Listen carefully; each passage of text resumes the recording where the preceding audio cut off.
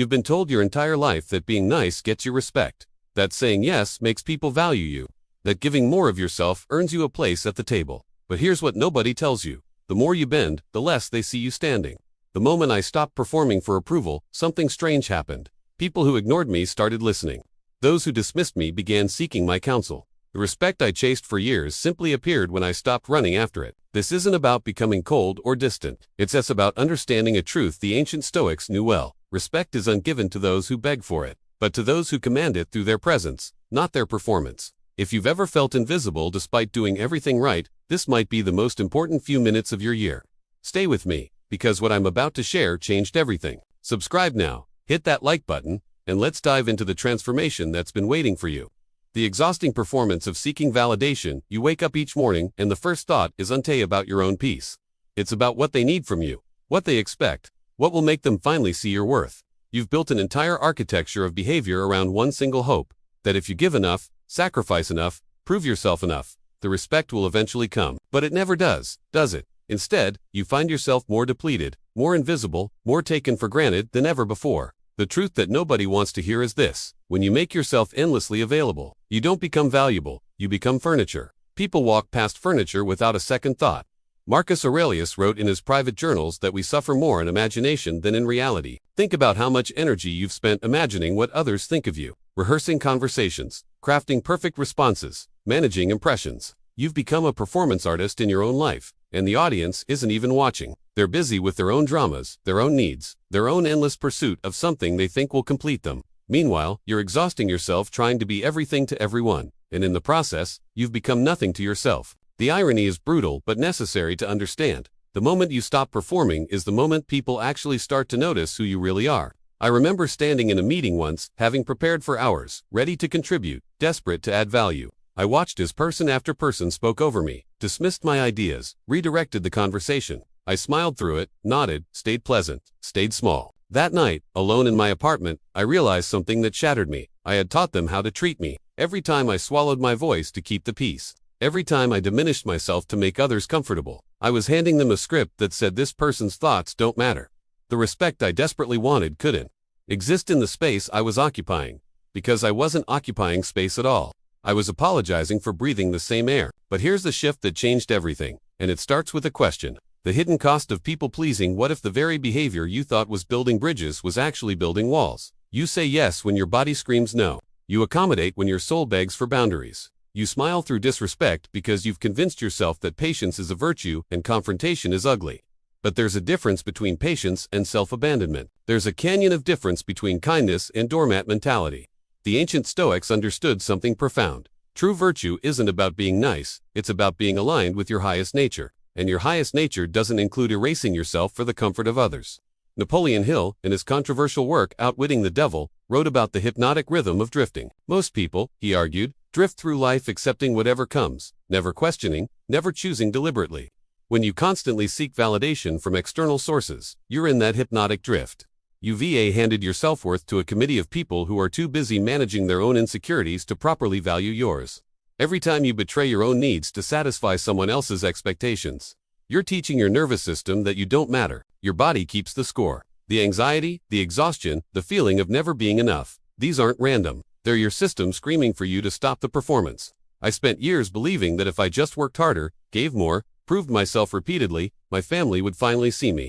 My colleagues would respect me. My friends would prioritize me. Instead, what happened was simple and devastating. They got used to me being the one who always bent, the one who always accommodated, the one whose needs could wait. And why wouldn't they? I had shown them, thousands of times, that my boundaries were negotiable, that my voice was optional, that my presence was conditional on their approval. The cost wasn't just my time or energy. The cost was my sense of self. And you can't build respect on a foundation of self-betrayal. If this resonates, leave a like. Let me know you're here, that you're ready for what comes next. The paradox of respect. Here's the paradox that nobody teaches you. The less you need respect, the more naturally it flows toward you. Think about the people you genuinely respect. Are they the ones constantly seeking your approval? Are they the ones bending themselves into pretzels to please you? Probably not. You respect the ones who have a quiet certainty about them. The ones who know their worth without announcing it. The ones who can say no without guilt, yes without resentment, and exist without needing constant validation from the world around them. This isn't arrogance, it's alignment. It's the natural magnetism of someone who has stopped abandoning themselves. Ryan Holiday writes about the obstacle being the way. What if your lack of respect isn't the obstacle? What if your desperate seeking of it is? Every time you chase respect, you're operating from scarcity. Explaining yourself to people who don't want to understand you. VA spent countless hours trying to make people understand you, crafting perfect explanations, defending your choices, justifying your existence, and here's what I learned the hard way. When someone is determined to misunderstand you, your explanation becomes their ammunition. They're not listening to understand. They're listening to find flaws, to dismiss, to maintain their narrative about who you are. Every word you offer in defense is another opportunity for them to twist your meaning. The ancient Stoics had a practice. They didn't waste energy on things outside their control. You cannot control how others perceive you. You can only control how you perceive yourself. William Irvine, in A Guide to the Good Life, discusses the Stoic practice of voluntary discomfort. But there's another kind of voluntary practice: voluntary silence. The deliberate choice to not explain yourself to those who have already made up their minds. When I stopped justifying my decisions, my boundaries, my very existence, something incredible happened. The people who truly valued me didn't need the explanations. They trusted my judgment, they respected my autonomy. And the people who demanded constant justification, they revealed themselves as energy vampires, relationship auditors, people more interested in control than connection. Think about the last time you spent an hour explaining yourself to someone who, at the end of it all, still didn't get it. Or worse, pretended not to get it because your clarity threatened their comfort. What if you took that hour and invested it in yourself instead? What if you used that energy to build something that matters to you, to rest, to create, to simply exist without needing to justify that existence? The respect you're seeking won't come from perfect explanations. It comes from the quiet dignity of knowing that your life doesn't require a defense. You're not on trial. You're not required to make everyone understand why you make the choices you make. Your only obligation is to understand yourself. Comment below one word that describes how this makes you feel right now. Overfunctioning in relationships where you underappreciated their SA pattern you've probably noticed but have named. In certain relationships, you're always the one initiating, always the one remembering, always the one reaching out, showing up, holding space, carrying the emotional weight. You tell yourself it's because you care more, you're more thoughtful, you're the responsible one. But here's the uncomfortable truth. When you consistently overfunction in any relationship, you rob the other person of the opportunity to show up. You create a dynamic where your effort is expected, your presence is assumed, and your absence is barely noticed because you've never truly been absent. Carl Jung spoke about the shadow, the parts of ourselves we refuse to acknowledge. Your overfunctioning has a shadow too. It's not just generosity, it's control. It's insurance. If you're always the one giving, the one doing, the one carrying, then you never have to risk being disappointed by someone's lack of effort. You never have to face the painful possibility that if you stopped overfunctioning, they might not step up, that the relationship might reveal itself as one-sided, that you might matter less than you desperately need to believe you do. So you keep performing, keep giving, keep overfunctioning, and you call it love, but it's not love. It's fear dressed up as virtue. I had a friendship that lasted years. I was always the one calling, planning, remembering birthdays, checking in.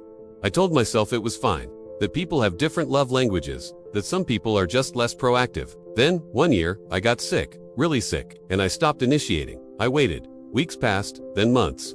The silence was deafening and clarifying. That friendship existed because I willed it into existence, not because it was mutual. When I finally stopped overfunctioning, it didn't fall apart.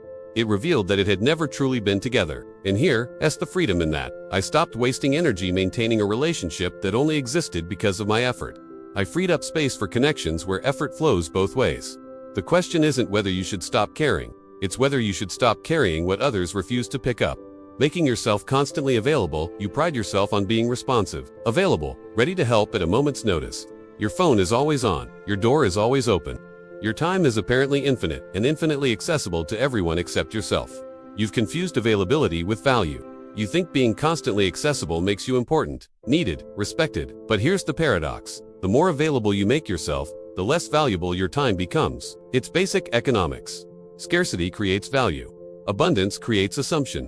When you're always available, people stop appreciating your presence because they've never experienced your absence. The Stoics practiced what they called negative visualization, imagining the loss of things they valued to appreciate them more fully. But when you're always there, people never have to imagine your absence. They never have to experience the gap your presence fills. They take you for granted, not because they're bad people, but because you've trained them to.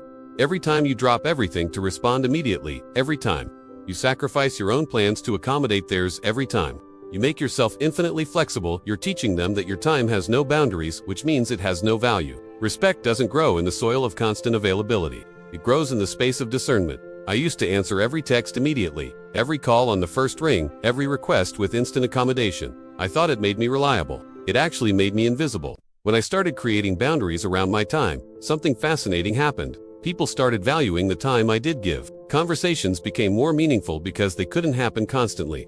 Help became more appreciated because it wasn't assumed. My presence started to matter because it wasn't omnipresent. The respect I had been performing for suddenly appeared when I stopped performing. Not because I became cold or distant, but because I became discerning. Because I started treating my own time with the respect I wanted from others. Apologizing for existing. How many times today have you said sorry for things that don't warrant an apology? Sorry for speaking up. Sorry for taking up space. Sorry for existing in a way that might inconvenience someone else for half a second. You've developed an apologetic relationship with your own existence.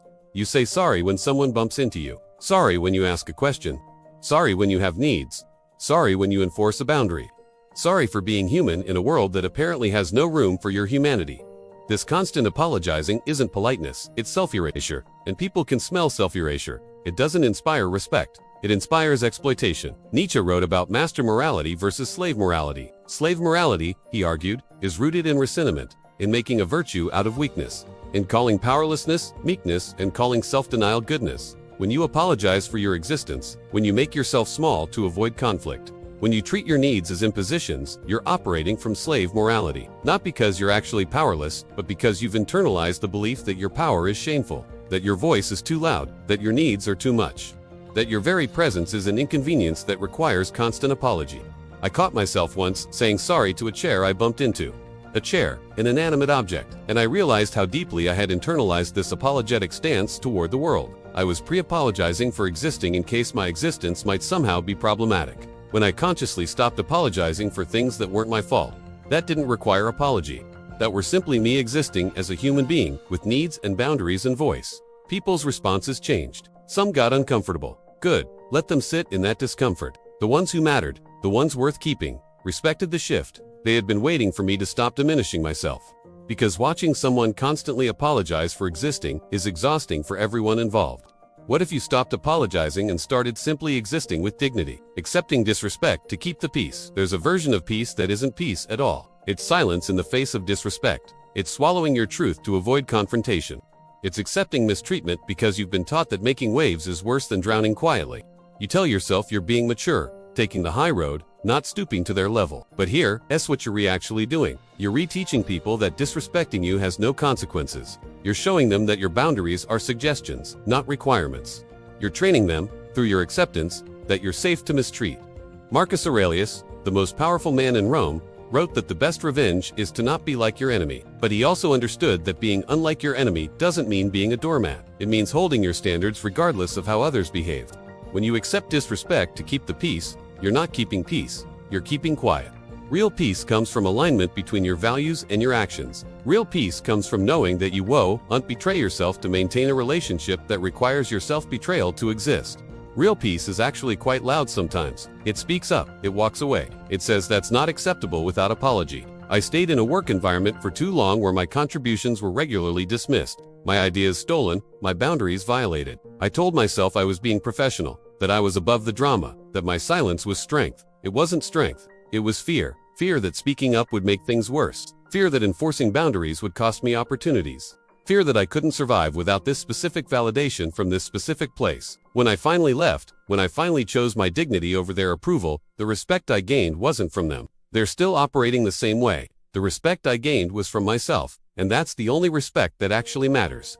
Here's what I want you to understand, and it's crucial. The shift from external validation to internal authority, everything changes when you stop asking the world to validate you and start validating yourself. This isn't about arrogance or isolation. It's about recognizing that the only opinion of you that you have to live with for your entire life is your own. Everyone else is a temporary visitor in the story of your existence. They'll have their thoughts, their judgments, their narratives about who you are, and none of it matters as much as what you know to be true about yourself. The ancient philosophers understood this deeply. They practiced what they called inner citadel, an unshakable core self that couldn't be disturbed by external chaos. When you operate from internal authority, you're not performing for an audience. You're not managing impressions. You're not endlessly calculating what others think. You're simply aligned with your values and moving through the world from that alignment. People feel this shift even if they can't name it. You become less reactive, less desperate, less available for the dynamics that once consumed you. You say no without guilt. You say yes without resentment. You make decisions based on your truth, not their expectations. And paradoxically, this is when respect naturally appears. Not because you're chasing it, but because you're no longer available to be disrespected. I remember the exact moment this clicked for me. I was in a conversation where someone was trying to make me feel guilty for a boundary ID set. Old me would have immediately backpedaled, explained, justified, maybe even rescinded the boundary to restore their comfort. New me simply said, "I understand you're disappointed, and the boundary stands." No explanation, no apology, no performance, just clarity. They were shocked. I was free. That freedom, that simple alignment between my values and my actions, created a presence that commanded respect, not through force but through authenticity. The respect didn't come from them accepting my boundary. It came from me honoring it regardless of their acceptance. And this leads us to the most important practice. How many times have you looked in the mirror and wished you were different? Wished you were smarter, or funnier, or looked a certain way? We all do it. But what if, instead of wishing, we started appreciating? That's what self-respect is all about. It's not about being arrogant or thinking you're perfect. It's about recognizing your own worth, just as you are, right now. It's the quiet, steady belief that you are enough. And the best part, it's a skill you can build, one small action at a time, every single day. So, are you ready to learn how? Let's dive in. The first step is one you can take the moment you wake up: setting boundaries. Think of boundaries as your personal rulebook for how you want to be treated. It's about learning to say no without feeling guilty. When a coworker asks you to take on another project when your plate is already full, it's okay to say, "I'd love to help, but I can't take on anything else right now." When a friend wants to hang out but you're exhausted and need a night in, it's okay to reschedule. Saying no doesn't make you a bad person. It makes you a person who respects their own time, energy, and mental health. This simple act tells both yourself and the world that your needs matter. Next, let's talk about the voice inside your head. You know the one. Is it a supportive friend or a harsh critic? For many of us, it's the latter. We wouldn't dream of speaking to a friend the way we often speak to ourselves. Changing this is crucial. Start by noticing your inner dialogue. When you make a mistake, do you beat yourself up? Try catching that negative thought and replacing it with something kinder, more constructive. Instead of "I'm so stupid for messing that up," try "Okay, that didn't go as planned. What can I learn from this for next time?" This isn't about ignoring your flaws. It's about treating yourself with the same compassion you'd offer a good friend. Your inner voice should be your biggest cheerleader, not your biggest bully. Now for a practice that seems small but has a huge impact. Celebrating your wins, and I mean all of them, no matter how tiny. Did you get out of bed on a tough day? That's a win. Did you drink enough water? A win. Did you finish a task you'd been procrastinating on? A huge win. We're often so focused on our big, long-term goals that we forget to acknowledge the small steps we take to get there. Keep a win jar or a note on your phone. Every day, write down one thing you're proud of. When you're feeling down, you can look back at this list and see a clear record of your strength and resilience. It's a powerful reminder that you are capable and you are making progress. Finally, self-respect means investing in yourself. This is about more than just bubble baths and face masks, though those are great too. It's about actively nurturing your mind, body, and spirit. Dedicate time to a hobby that brings you joy, whether it's painting, hiking, or learning a new language. Move your body in a way that feels good, not as a punishment. Fuel yourself with nutritious food because you deserve to feel your best. Read books, listen to podcasts, and learn new things that expand your mind. When you invest time and energy into your own growth and well-being, you're sending a powerful message to yourself. I am worth it. I am valuable. Building self-respect isn't an overnight journey. It's a daily practice. It's a commitment you make to yourself every single day. Start with one of these tips. Be patient and kind with yourself along the way. You have the power to change the relationship you have with yourself, and it all starts today. You've got this. Thanks for watching, and if you found this helpful, please like and subscribe for more content on living your best life. See you next time.